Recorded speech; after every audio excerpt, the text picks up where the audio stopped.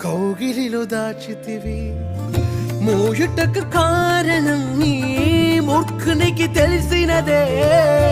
అడిగిన దానికంటే అధికమే పొంది తినే